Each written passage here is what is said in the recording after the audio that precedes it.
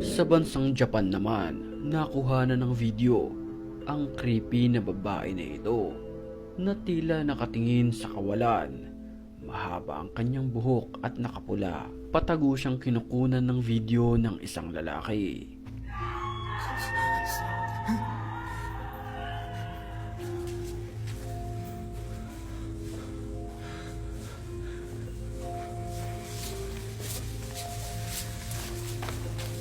At sa kanyang paglalakad, muli niyang nasilayan ang babae.